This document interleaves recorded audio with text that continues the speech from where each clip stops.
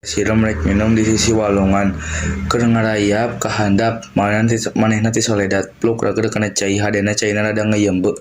Pelajah di nyama tapi keke bae ari ngoji ka sisi mah manehna teh bisaeun siram gegerowan.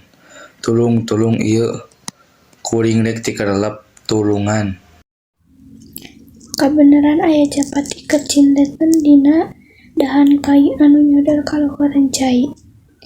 Kadengi aya suara sireum gegerowan minta tulung barang rek ngareret ka handap katinjuan sireum keur kokosehan. Japati karunyangan geleber hiber bari ngegel daun salembar.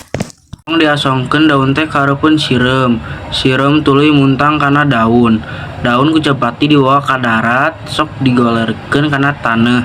Sireum pohara nganuhunkeunana ka Japati anu geus ngalepaskeun manehnana dina bahaya.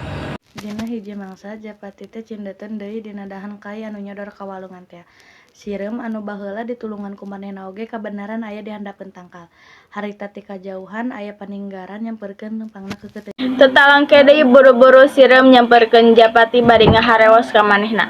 He Japati buru-buru geura hiber tu aya paninggaran keur ngintip.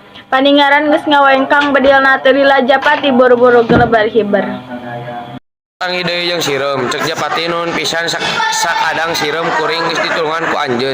Leupas tina balai jawab sireum, ari eta mah kapanan kawajiban sarerean nulungan batur nu rek meunang cilaka eta wajib. Komo ieu mah kuring ayeuna hirup keneh teh lantaran geus ditulungan ku sampean.